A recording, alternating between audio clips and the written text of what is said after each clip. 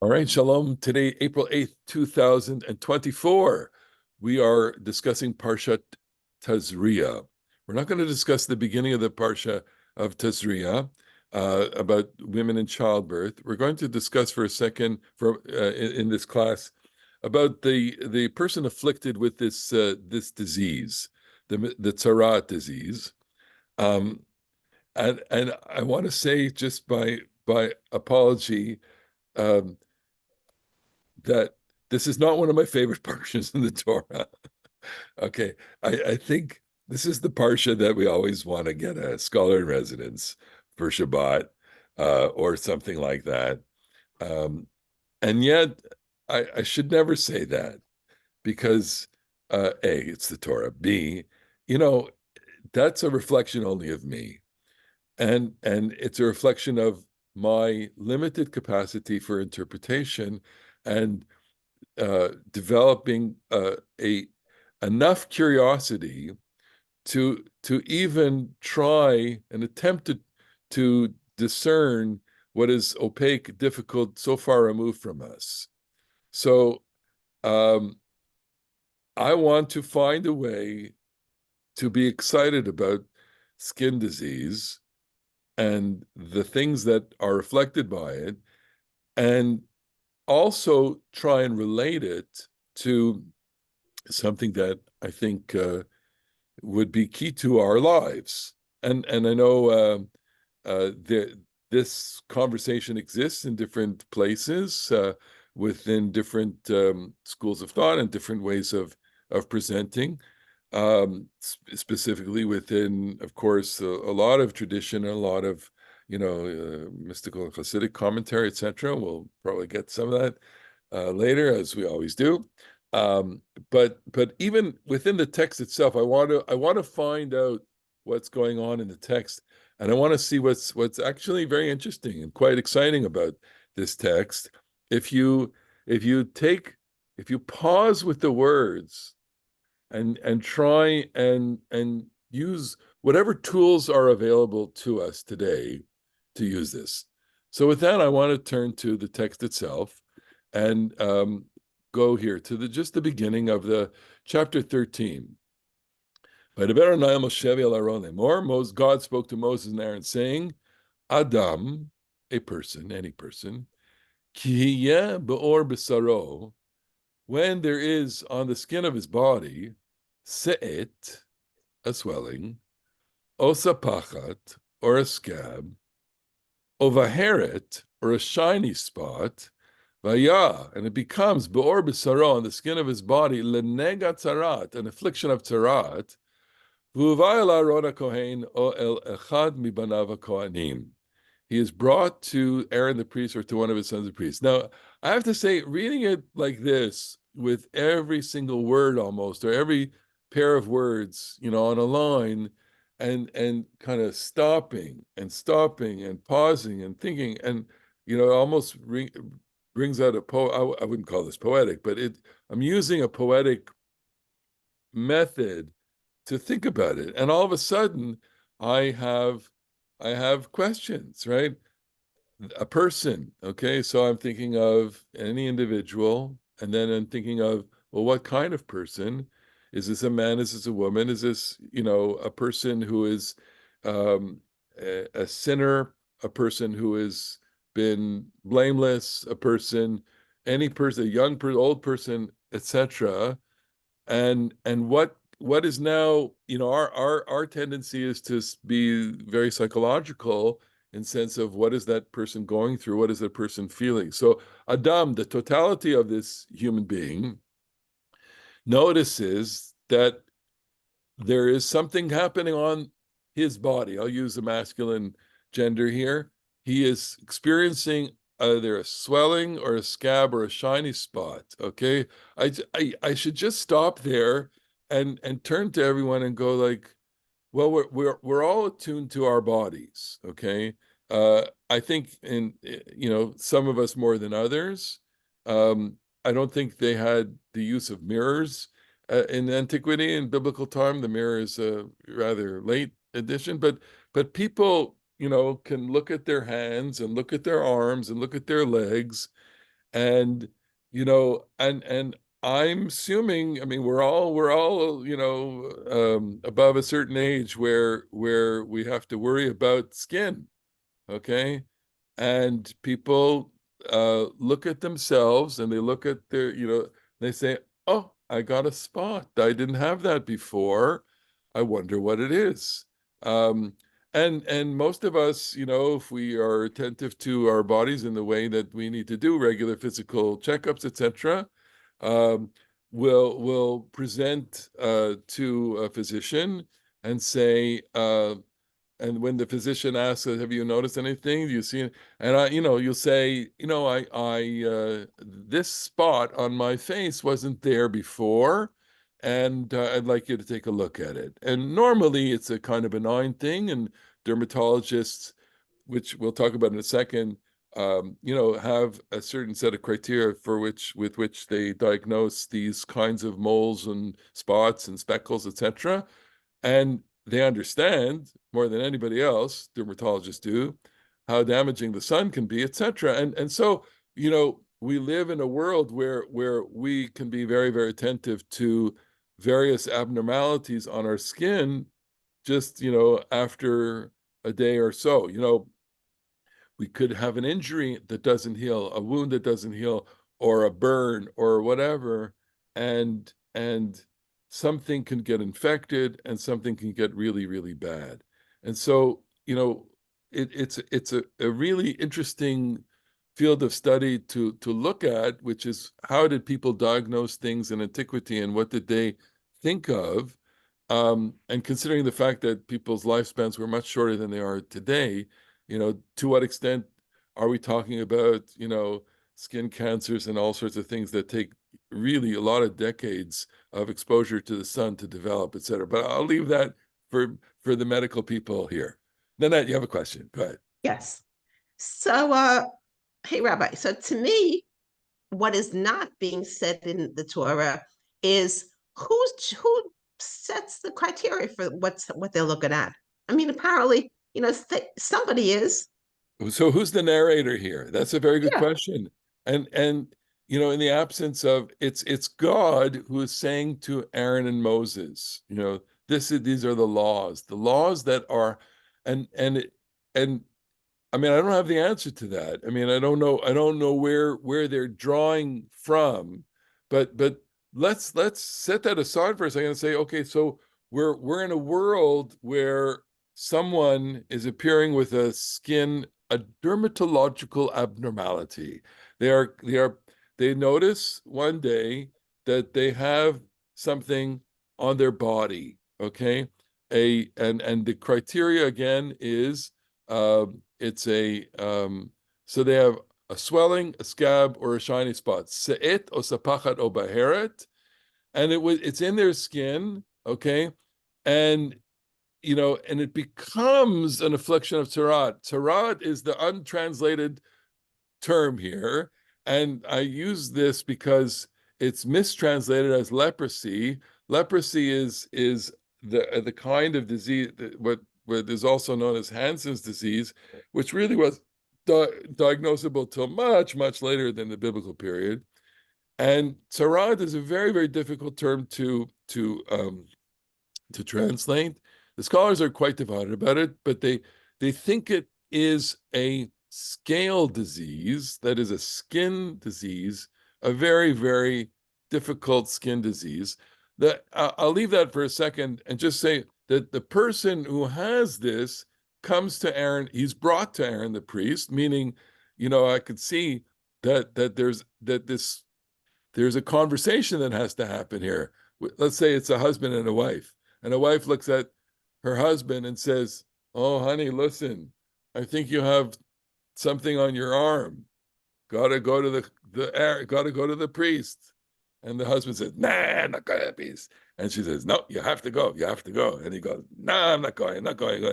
And he is to be brought, meaning kicking and screaming, okay, or to one of the priests. So I had a look at dermatology and other kinds of physical medicine requires a certain visual appreciation. Um, And uh, it's not an accident that some dermatologists become artists in some way or illustrators, because you need to have a very astute appreciation of physical phenomena in order to diagnose. So here, I just Googled these things and made clips and cut these things. So I wanted to illustrate, swelling. Well, we've all experienced swelling. Look at this. The right foot here is normal, and the left foot, there's something wrong with the left foot. I would say, I mean, Bob, it's edema. It's some kind of swelling.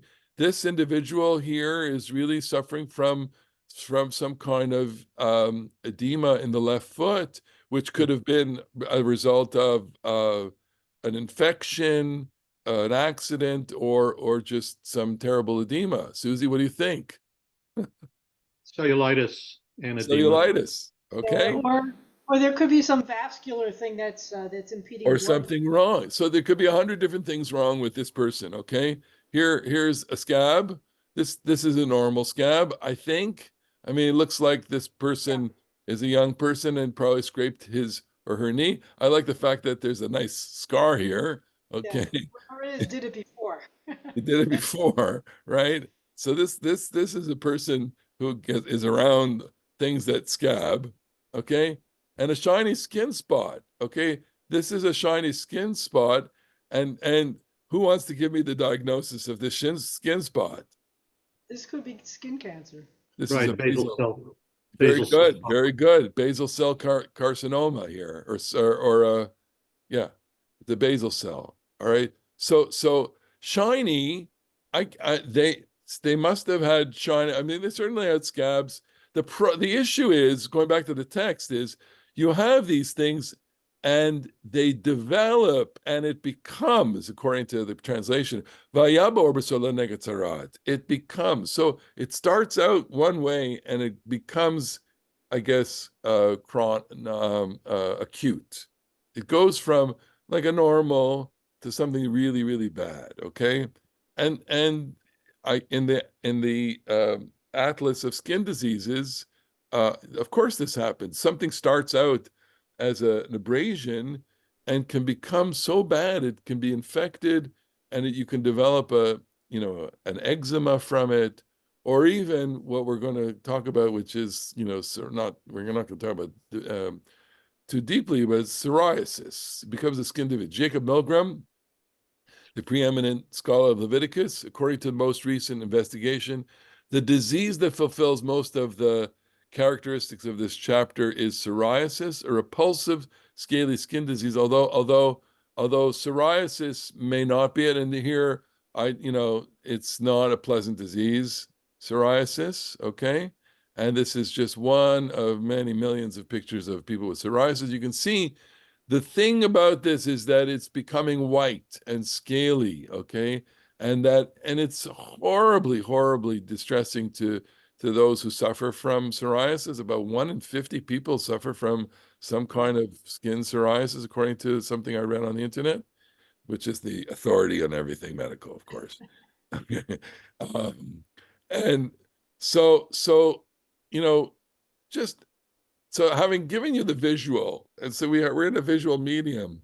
This is so important to show these things because you're dealing with visual stuff. But we're reading the Torah, okay? And so I have to imagine a scenario in which the individual who suffers and is afflicted is brought kicking and screaming to the priest, and the priest kind of looks at it, and the priest, I think, is going to have some kind of dermatological knowledge and say, you have it. You have the disease.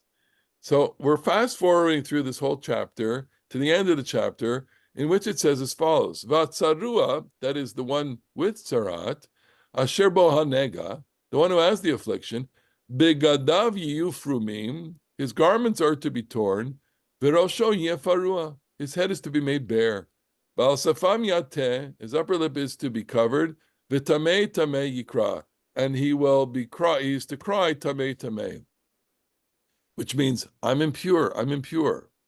Kol yemei asher hanega bo yitma, all the days that the affliction is on him, he shall remain tamei. Badad yeshev, alone he is to stay outside the camp is staying place. Okay. Now, I'm here, I'll channel John here. Okay. We would think this is the cruelest thing possible. Okay. This is cruel. I mean, how could it not be cruel? You take a person who's afflicted and you say, and the person who is afflicted with this, it's bad enough that they have psoriasis, okay? But they have to live with the kind of stigma, and stigma is part of skin discoloration and malformation. The stigma of being, visually, physically different, and then the community basically, discharges that individual outside the camp. So that's cruel, and that is wrong, and that would be immoral. And I'm not going to defend it, out in our context. That's we don't behave that way. But I do want to contextualize. Go ahead, second. Go ahead. Go ahead. Yes, go ahead. Just to say that couldn't this be an important public health measure? That it might seem cruel, but in fact it's there to protect the rest of the people. Yeah, you chopped up there. I'm sorry. You're saying that it's cruel to isolate the person this way, but couldn't it be a public health measure? Very good. So nice. Thank you. Else? This could be a public health initiative that we sequester this individual so that he's not a contagion, right? He's not, and I went out on a limb before, okay, because we started off with that conversation, but it's possible, very possible that they are very worried about contagion. In fact, plague there are contagious plagues. We lived through, and to a certain extent have the residue of that kind of mentality. And we turn to texts like these to frame our relationship with the people that have been afflicted by this. And of course, hovering at the boundary of their affliction is death. Death is there. Bob, go ahead. Yeah, and just one other piece to this, which ties into the possibility of psoriasis.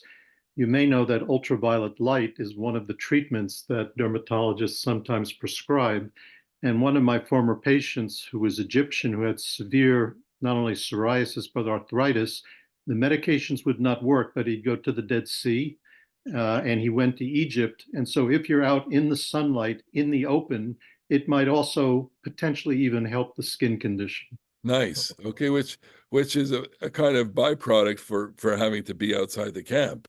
Okay, this is it's all fascinating when once you start looking at the details, they're fascinating. What is equally fascinating in the discussion is, so there are things that happen to him, and the things that happen to this individual include, but are not limited to, but they are including the things that are to be done to him. One, his garments are to be torn, his head made bare, his upper lip to be covered, and he calls out, Tameh, Tameh, I am impure. He is to stay alone outside the camp. Okay?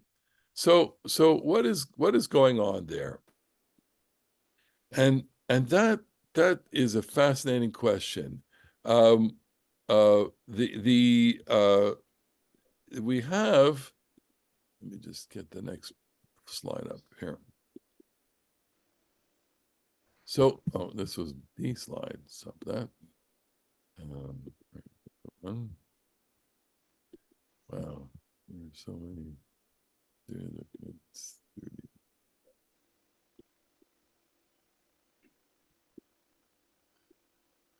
Here we go. Let's do this.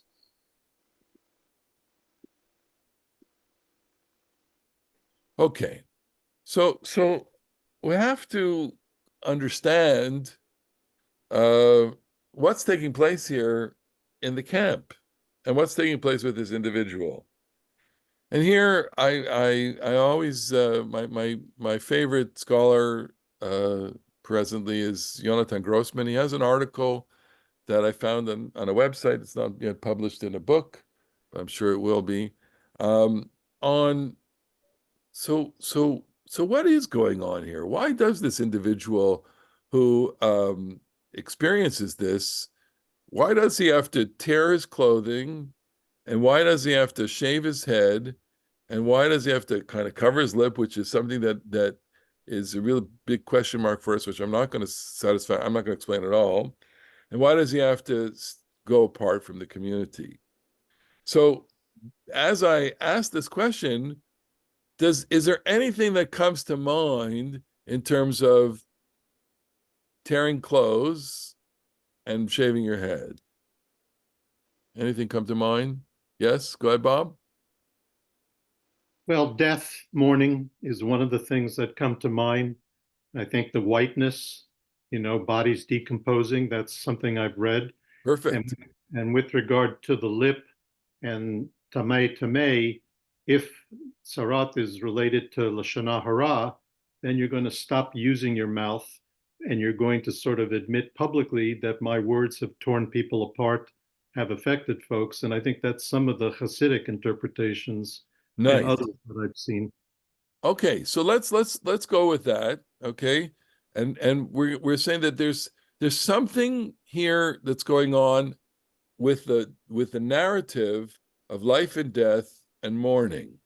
Only we have to ask who's alive, who died, and who's mourning. Okay, a person who says, this is Grossman, a person who suspects that he is sick with a scale disease has to appear before the priest.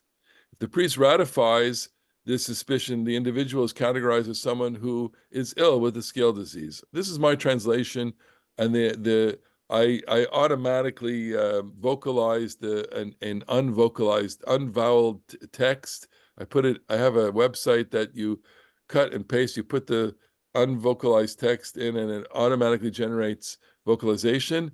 But sometimes it's wrong, okay? Because there's an artificial intelligence component to that. Sometimes it gets it wrong. After the skin disease is categorized as scale disease, the individual has to leave the camp and dwell alone until the moment of healing. Till he's healed. During the period when he dwells outside the camp, the individual suffering from this disease has several responsibilities placed upon him. And so this is the text. Vatsarua. Now the one with Sarah that I was looking at says garments. 1, garments to be torn, head to be made bare, upper lip to be covered. 4, tamei is to cry out, the verse we just read. Kol yemei asher anega bo yitma. All the days that the affliction is on him, he shall remain tamei, he shall remain impure. Badad yeshev l'chutz machaneh. He is alone to stay outside the camp, his staying place. Okay, that's what. Upon first reading this, we should notice that there are 2 clusters of laws that the text is creating under the 2 headlines. There are 2 headlines here. 1, the afflicted individual, what does he do? And 2, the duration of his illness. In the first cluster of laws, the individual afflicted is commanded with 4 things. 1, lifrom, to tear clothing, lifroa, to shave head, 3, to cover his upper lip, 4, to call tamei. And the second cluster of laws includes in practice 1 additional commandment, ha'yeshiva badad michutz lamachaneh, dwelling alone outside the camp. Now, why did the Torah divide the obligations of the afflicted individual into 2 categories? Ubichlal, and in general, what are the significance of these obligations? The first 3 commandments we recognize from chapters that we find in the Tanakh, ha'oskot b'dinei ha'avelut, chapters that deal with mourning. Okay? Kach, lemashal, for example, Bayom Hashmi, on the 8th day of the ordination ceremony, which was last week's Parsha, Acharei mitat shnei bnei Aaron, after the death of the 2 sons of Aaron, Panamo shel Aaron, Moses turned to Aaron and his remaining sons, and he commanded them, he said to them, Rashechem al tifra'u, uvigdechem lo tifromu. So Moses tells Aaron's remaining sons, do not cut your clothing and do not shave your heads, which means is another way of saying you are not allowed to engage in mourning. Okay. Olamikan, it occurs from here, or we can conclude from this, that despite this unique commandment, Aaron and his sons were supposed to shave their heads and tear their clothing. They were supposed to because they were mourners. However, stands to reason, these are the way that a mourner demonstrates the mourning of a loss of person close to him. And Moses is commanding Aaron and his sons that they do not behave this way. Rather,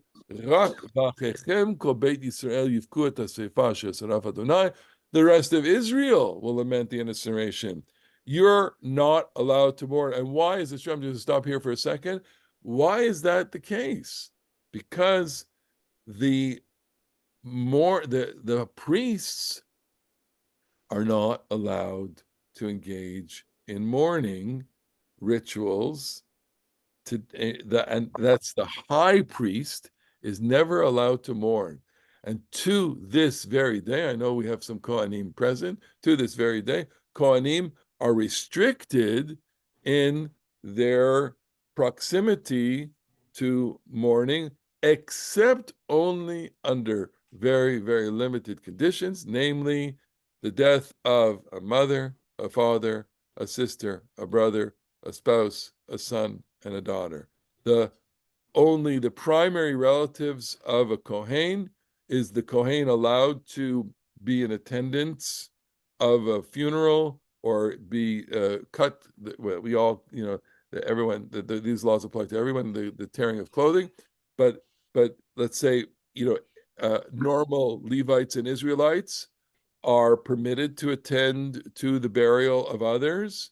We attend funerals, but to this day, Kohanim who observe these laws restrict themselves from interacting with the dead by not being present in the same space as a dead body. Therefore, they won't attend funerals in enclosed spaces, and nor do they visit the cemetery or attend to the burial, except in those cases of mother, father, sister, brother, son, daughter, spouse.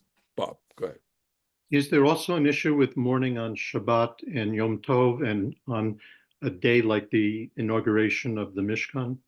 So there is public mourning ceases on those days. The mourner the mourner suspends the public mourning, but the private mourning, is maintained. The mourner, is supposed to remove the torn clothes, not wear the torn clothing on Shabbat, so as not to elicit the public reaction. And I have to tell you, one of the most unfortunate little episodes that I've had in my rabbinate. This is where I learned a lesson, which is you're not God's policeman, but I'm very, very attuned to this. I'm very attuned to the public sphere, and there was once an individual. They were in their shiva, but or still in their shloshim, and they attended a bar mitzvah. They were a relative, and they were wearing a black ribbon, torn ribbon. So I gently went over to the person and said, it's Shabbos. You're supposed to not wear the ribbon.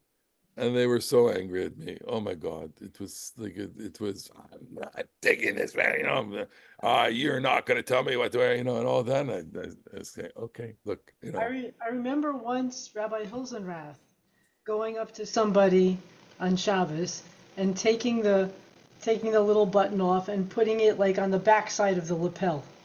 On the back side of the lapel. Okay, so and the person responded by, right.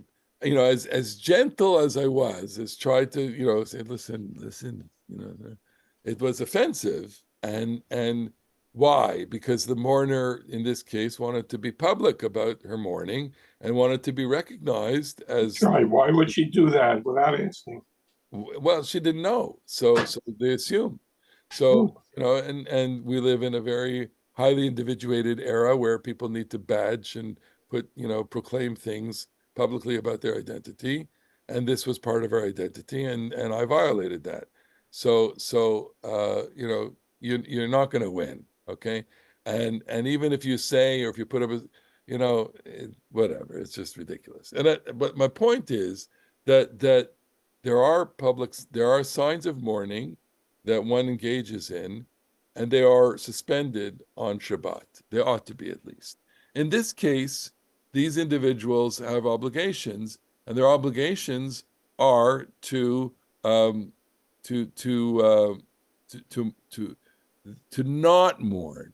Okay, and the reason why the high priest and his echelon they are not allowed to engage in mourning, because the life of the community depends on their complete and total removal from or distance from death, and they need to be in a complete and total state of purity at all times. Now, of course, there's a recognition that at some point they're going to come in contact with it, as they did the death of Aaron's two sons, and so they had to immediately reclaim their status despite the catastrophe that happened, so that the community would function. It's almost, I have to say this analogy again, but it's a meltdown. It's a nuclear meltdown, and they have to maintain their status as the technicians at the nuclear reactor, and so they don't have the prerogative to mourn. And I would make this analogy even one step more removed, which is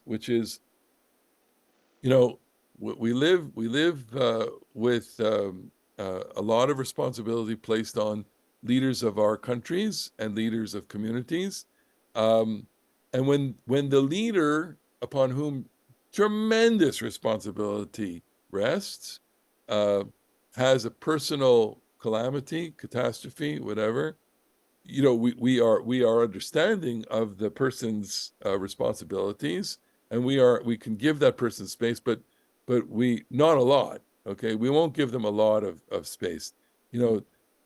Ministers in the Israeli government who have to sit shiva, they'll sit shiva. Okay, but if they're called out on an emergency, they have to suspend their shiva, and they have to come and be present. Otherwise, they can't function. And there's something here about that. There's something similar here, that the health, safety, well-being of the entire community depends on the functional ability of the practitioners.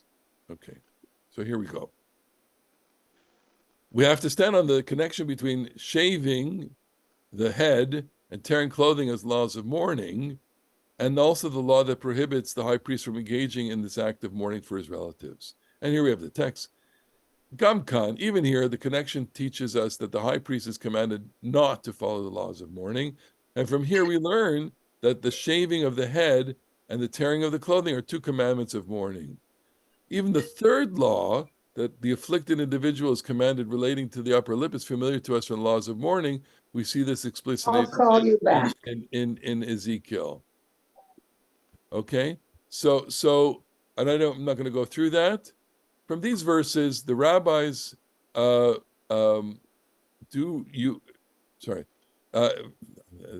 translate the problem. They learned the laws of mourning. The court of the mourner was commanded with all the things that Ezekiel had commanded not to do. From this we learn that the mourner is obligated to cover his upper lip. Rashi delineates, etc. I'm going to go on. It arises from our analysis that the afflicted individual is actually commanded to practice the customs of mourning. If this is the case, so that is the tzarat, the person afflicted with skin disease, is a mourner. If this is the case, what we have to understand is, in a similar way to the fourth law regarding the obligation of the afflicted one to pronounce and proclaim that he is impure. Generally, mourners who have recently engaged in the burial of their loved ones are considered to be impure. Impurity related to contact with the dead, tumat hamet, and even the one that's afflicted with the skin disease, hanohek kamotam, is practicing that like that. Modia b'kol shu tameh. this individual has to proclaim that he is tamei. However, ulam ami mitabel oto adam shemachalat atzarat naga begufo. Who is he mourning for? Right? Even if the disease is a unique form of impurity that derives from a skin disease, it is a very, very difficult to understand why this individual is afflicted, has to practice the laws of mourning when nobody in his direct circle has died. Kasher af adam besvivato lo niftar. Who's he mourning for? It appears to me that this big question is at the basis of the rabbinic declaration that the rabbis say famously, mitzorah chashuv kemet. A person afflicted with skin disease is considered to be as one who has died. The rabbis understood, it appears, that the Torah applied these laws of mourning to the laws of the person afflicted with skin disease, as it seemed that this individual is mourning himself. Hu avel al atzmo. He is mourning himself. Hu atzmo met. V'lachen alav linhog minage avelut. He himself has died, and therefore it is upon himself to practice the laws of mourning. Madua mitzorah chashuv kemet. Why is the person afflicted with skin disease considered to be someone who died? In order to understand this unique commandment, in which a person buries, quote unquote, himself and also, quote unquote, mourns for himself, we have to recall that the physical symptoms that distinguish this disease, we have to, the physical symptoms that distinguish tzarat disease. The Torah establishes two signs that are essential for pronouncing the individual impure. What are they? The color of the affliction has to be white, and the appearance of the affliction has to be deep within the skin. I'm going to skip over these comments of commentators. The main criteria for the impurity of the affliction is the color white, and this is what determines that we are dealing with a disease that causes them to be impure, or a normal skin disease, that it is not connected to the laws of Torah. In other words, the thing that distinguishes this disease from, let's say, a common rash is the whiteness. And it has to be a certain kind of whiteness that the Tractate Negaim deals with all the various shades of white in order to distinguish what white we're talking about in skin. And what's the point? Why does the Torah delineate that it is whiteness that is the feature that renders one pure? Is there a special reason for this? That the skin disease, tzarat disease, has, with all of its spiritual and social implications, the color white? So he says, Domyani, or it appears to me that the Torah hints the answer to this question in this following sentence, short sentence. O chiyashuv abasar hachai v'nepach levan. Or when the live flesh recurs and turns back to white, he is to come to the priest. In other words, the text differentiates between live flesh, abasar achai, leven atzeva halavan, and white flesh. White here is presented as the opposite of life. Haloven mutzag kan ki hipucha shel hachayim. Okay? So here we're getting a very intuitive, kind of dramatic response to the color of flesh. Okay? I mean, and we all experience this when we have if we're numb, or some people have Raynaud's disease. You know what that is? Is it called Raynaud? Where your hand turns white, right? It's a vascular disease, I think, right?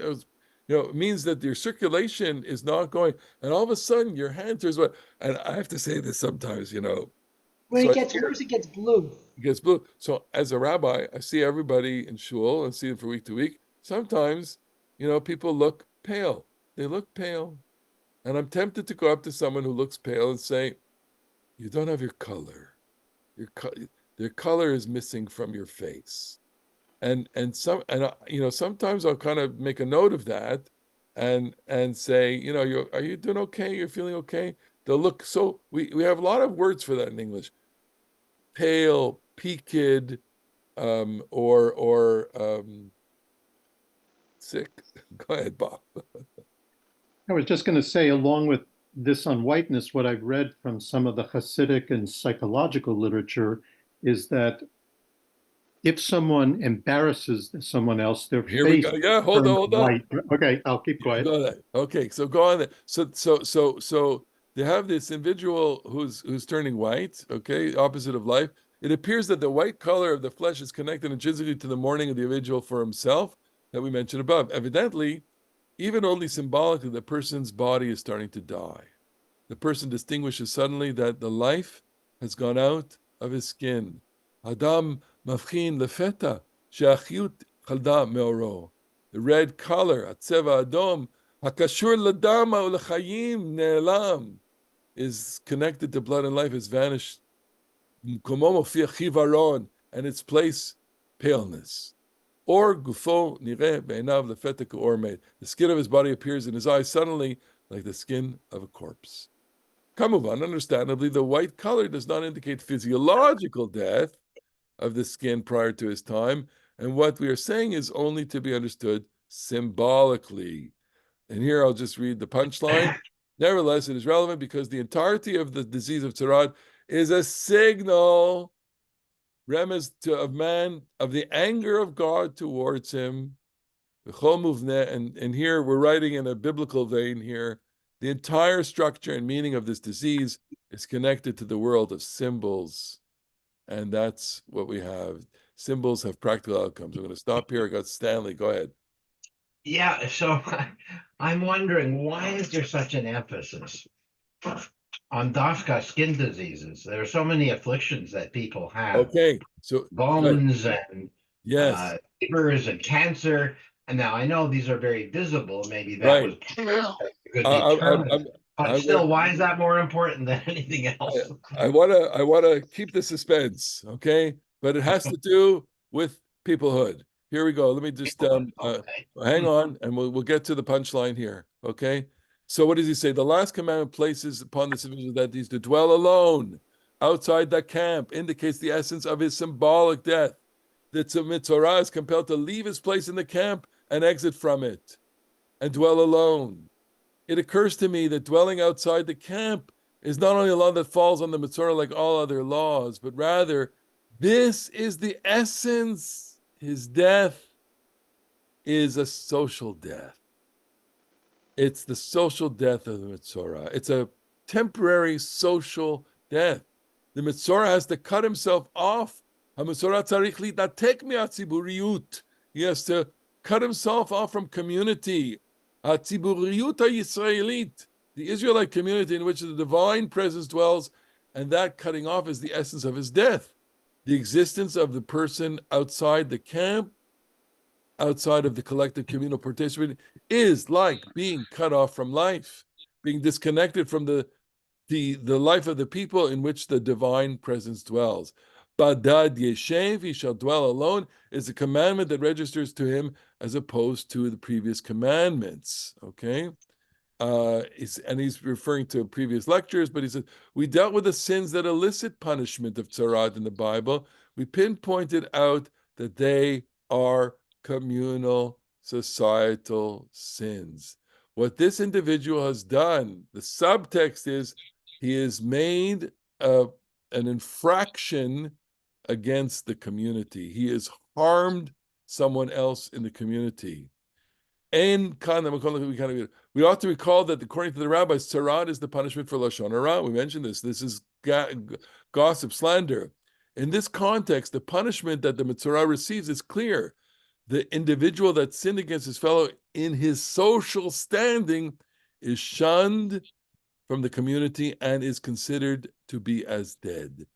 Oto adam asher pashad lechavero ba'amidato ba'achrevatit yukam mitoch hachevra v'yidon kamet. Perhaps it is appropriate to comment on the rabbinic dictum, as we alluded to before, Kol amalbin pnei chavero barabim ki'ilu shofech damim. Anyone who embarrasses his fellow in public is considered to have spilled blood, and its punishment is symbolic death, measure for measure. Okay, I'll stop here, and I have some examples that I'll show you in a second. But go ahead, Stanley, and then Gittel. Yeah, so still then, why is it that these particular diseases are picked out that has to do with sting? Why not any other affliction? I mean, it all sounds very anachronistic. We don't think of Lashon Hara as causing psoriasis. We have the concept of psychosomatic diseases, it's true, but it seems too far. So why you're a little choppy, but I would say it seemed why dafka this disease for this infraction, okay, and I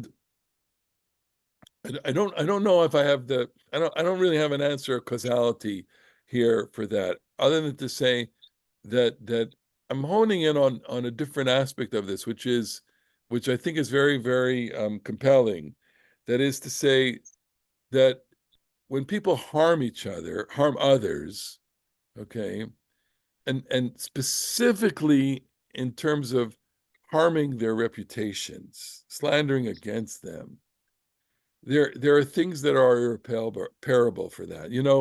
There is it's not murder in the sense of you kill someone and there's the person doesn't live, but when a person's reputation is destroyed, it does mean that it is catastrophic, okay, and in pre-modern societies, but also in modern society, I'll get to that example in a second, when people have certain associations that are leveled against them and people gossip about them, it ruins their lives. I have a favorite example, which I've made reference to before, in a book that I love called My Name is Mayor July. It's a book that was published a few years ago. An artist, he came to being a painter later in life. He talks about he paints naive scenes from the shtetl, and he talks about in one of his anecdotes about a young woman who fell into a latrine ditch. Okay, kids were playing, and this young woman slipped and fell down the side and fell into a latrine. Okay, and her whole life, afterwards, a nickname was stuck to her. I forget the nickname, and she was, smelly whatever, or she was, latrine whatever, latrine Leia. I don't know what her name was, but they gave her a nickname, and nobody wanted to marry her. She remained a single woman because of that. Okay, so you say to yourself, okay, so what's the limit of where stigma goes? Well, it's catastrophic. Okay, I'll show you other examples of catastrophic in a second. But we got 5 people here. Go ahead. Who do we need? We got Gittel. I'm going to just go Gittel, Bob, Marlene, and Alana. Go ahead. Sort of a pragmatic question. You have to go outside the camp, and you're by yourself. So pragmatically, what happens to sustenance? The community, separated from the community, you're sick, and you're like as if you're dead. How can you possibly provide for yourself? No, so someone does provide for you, and there are provisions here. I mean, you're in a zone. You're in an outside zone. Okay. Then you're not really totally cut off from the social. That's correct. That you have to be sustained. I mean, they'll put food for you. You'll take care of yourself and whatever. But you're not going to look. As I said, this is not modern medicine. This is symbolic states of life and death here. That's how it's interpreted. It's interpreted under a symbolic vocabulary that is so different from today. Bob, go ahead. And Marlene, then Alana. I was just going to say that from what you're saying, if Sarat is the gossip disease, as some have called it, that life is in the power of the tongue controls life and death, right? And Correct. Also, Chofetz Chaim, I think, once said his famous statement that when you do gossip, You murder the person, you murder the listener, and you murder yourself, Correct. which connects in with this very much. Correct. Exactly. And I'll show you. Marlene, go ahead, then Ilana. Unmute. Unmute. The Go. language that you showed us said that when the person is alone, he's being shunned. Isn't that different from being just quarantined? Why is quarantine shunning?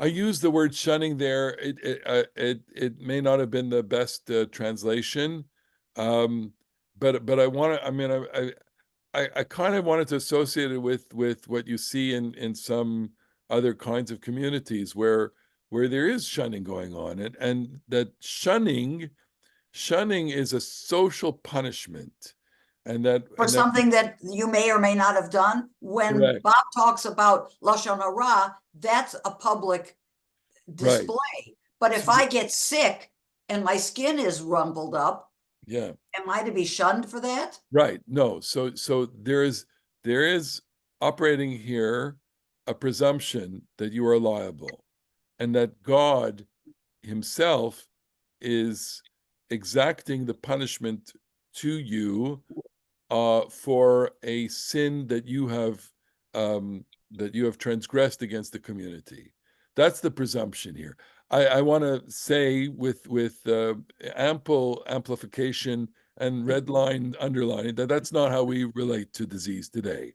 Notwithstanding the fact that some of that social anthropology of the way people relate to cancer patients and other kinds of patients and people with deformities is similar, and that there may be, in fact, a deep anthropological immune system going on where we try to disassociate with people who have been afflicted or who are somehow or other deformed. Yes, we whisper that someone has cancer. We We- don't say yeah. it out loud. Okay, Ilana, go ahead. Does this have to do anything with the destruction of the second temple, with Halbanat Panim, insult, not exactly Lishon Hara? Hinat Hinam. No, it's this is these texts are pre-temple texts, or maybe they're temple texts, but they're certainly texts that exist within a society that knows of the temple and that doesn't know yet of the destruction of the temple. The destruction of the temple happens, and the way that the rabbis understand it is because of baseless hatred, not because of gossip, although one could certainly make that connection, right? Yeah. Susie, go ahead. So just to follow on what Marlene said, I think probably everybody here will remember that 60 years ago, somebody had cancer, like you didn't talk about it. No, that's what you said. Yeah. It's like you didn't tell the patient. Right. It was this taboo. All right. So here I know we have some we're over time, but I wanted to share with you some examples of it, because I went in this direction, which is, well, maybe gossip is like killing someone, and maybe gossip does have catastrophic examples. So I asked the ChatGPT. This is what I use artificial intelligence for, because I don't have time to really do a lot of legwork and research. So here's what I asked. Do you know of any examples of individuals who have been victims of libel slander, who have either killed themselves or considered themselves to have been murdered or killed? And so they answered the following, and these are very tragic. And this is part of the last 2 decades. Okay, Tyler Clementi, Rutgers student, college student in the United States, died by suicide after his roommate secretly recorded him an intimate encounter with another man and streamed it online. The incident led to widespread media attention, discussion about cyberbullying and privacy and invasion. So here's this young man, it's already 15 years ago, 14 years ago, where his reputation was ruined by social media. He couldn't live with himself, and he killed himself. Here's Jacinda Saldana, a UK nurse, took her own life falling victim to a prank call from an Australian DJ posing as Queen Elizabeth and Prince Charles. The DJs obtained sensitive information about the Duchess of Cambridge medical condition, and she died and committed suicide of embarrassment. Amanda Todd, Canadian teenager, suicide 2012 after enduring years of abuse of cyberbullying and harassment. She shared her experiences of being bullied online and offline in a YouTube video prior to her death, which gained significant attention worldwide, sparked the impact of cyberbullying. Okay, here's Amanda Todd. And then Rebecca Sedgwick, a 12-year-old girl from Florida, died by suicide, who was bullied online and offline by peers. So bullying, I know we're blurring the boundaries between gossip and bullying and all that, but you can see, and here, I mean, these young people who commit suicide, and of course, suicide, mental illness, and all that. I mean, it's unfair to kind of cement everything together. However, it's obvious. It's obvious that an individual whose reputation is so ruined and is fragile, a young person especially, whose own personality formation is so fragile that they can't see beyond the immediate moment of their destruction, says to themselves, what do I have to live for? I cannot live. I cannot live knowing that I am this, that this is how people think of me. There's no witness protection. There's no way to not hide. I don't have the fortitude, the psychological, mental fortitude to withstand this. I'm out. And I'm sorry to trivialize it that way. I can't take it anymore. And so that pain is overwhelming and they become suicidal. I don't know if anybody wants to chime in on this. This horrible experience of being defamed is suicidal. Any therapists here want to chime in?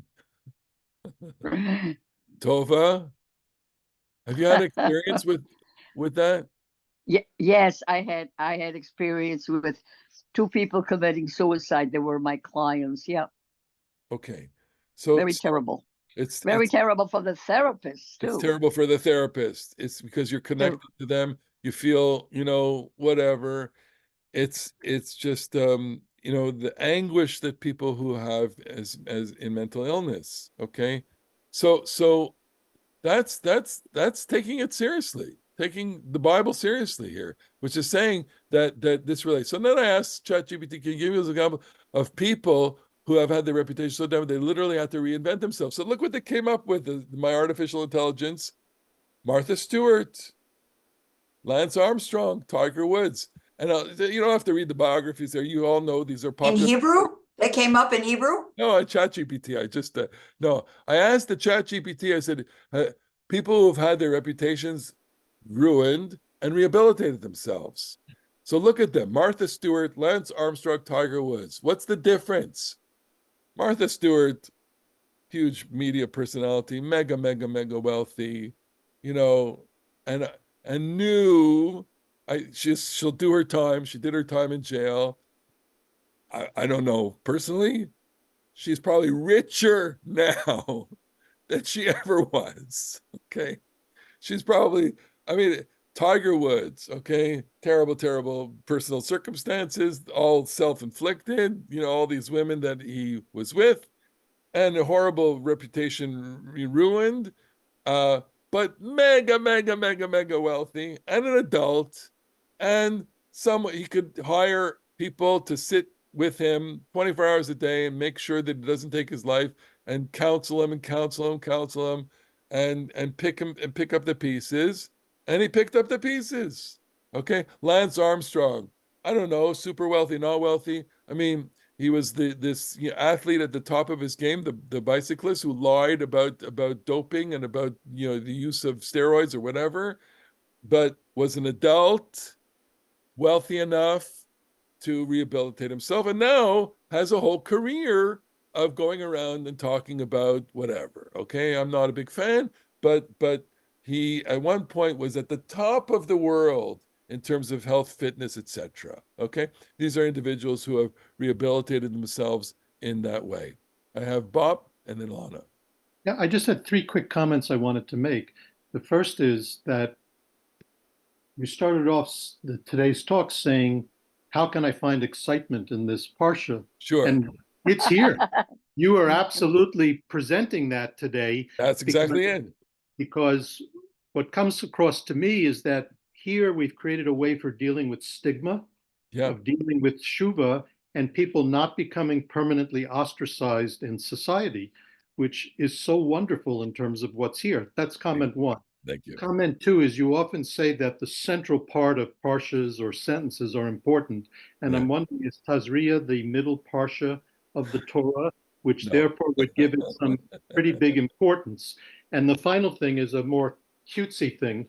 I'm holding up something I picked up in Israel many years ago called Wondrous Healings of the Wise Kabbalists and the Ancient Physicians, There you go. which quotes on Maimonides and other people, and they actually have something, the cure for snowy leprosy, dry in the shade the leaves of the fig tree, grind them to a fine dusty, and it goes on to that, and also for many other conditions.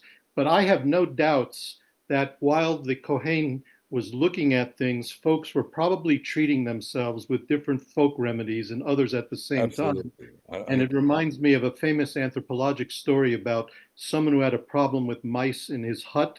And he went to a shaman and said, "Can you do anything for me with this?" And the shaman did some prayers and came up with a red ribbon and then suggested that the ribbon get tied around the neck of a cat and bring it to the house. And sort of Very good. one wonders sort of how you combine these Yeah. sort of folk ways with the spiritual. Well, sure. Look, we the magic and mysticism, and there is kind of porous boundary between all of these. All right, Alana, you have your hand up. Yeah, go ahead. מרים did לשון הרע, מרים Moshe's sister, she Yes, did לשון הרע, and she got the tzaraat. she got it. She was almost like a dead person. Let me just end with a couple of other examples. Okay, here. So I then asked ChatGPT the following, which is, can you give me an example of people who rebuilt their elect after being slandered by others? Okay, so Martha Stewart, Tiger Woods, and they damaged themselves. Okay, they engaged in behaviors, criminal or not or whatever. They damaged themselves. But here are examples who rebuilt their after being slandered. Nelson Mandela. Okay, he was slandered by for all of his accusations, although whatever, but he went on to be Nelson Mandela. Mark Twain, American writer, obviously, despite facing satirical writings often provoke controversy.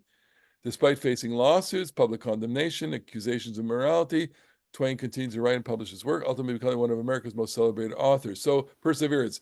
Alan Turing, you may not be familiar with him. He's a variant, a lot of plays, novels, films about Alan Turing.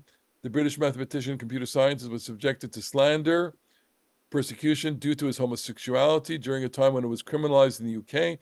Turing's groundbreaking work in cryptography and computing was overshadowed by his conviction for gross indecency. Despite facing discrimination, public humiliation, Turing continued his work in academia until his tragic death in 1954.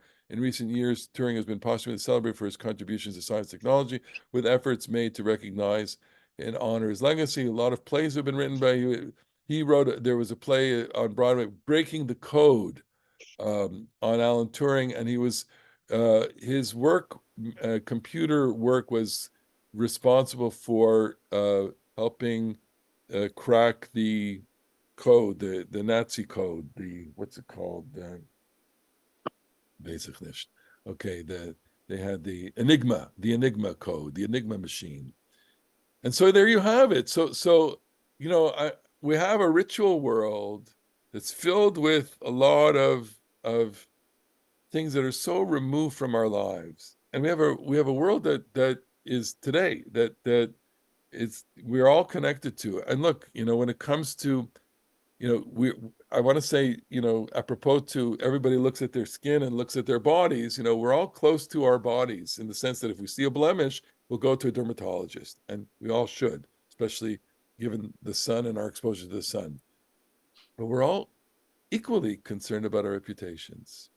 And especially the more public we are, or even in our privacy, when someone takes our identity, or someone, says something about us that's not true and destroys our reputation, as a, an honorable person, a person with integrity, etc., etc., well,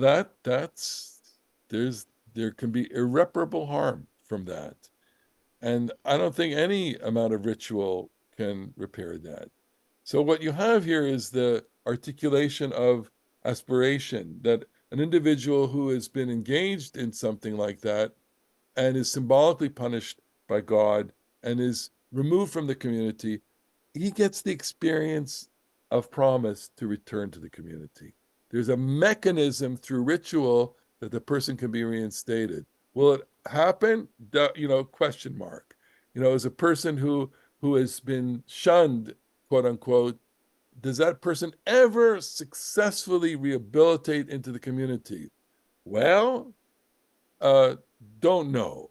When it comes to Tiger Woods, Martha Stewart, and Lance Armstrong, wealth, adulthood, maturity, that helps. When it comes to the young kids that killed themselves, that took their own lives, obviously it didn't help.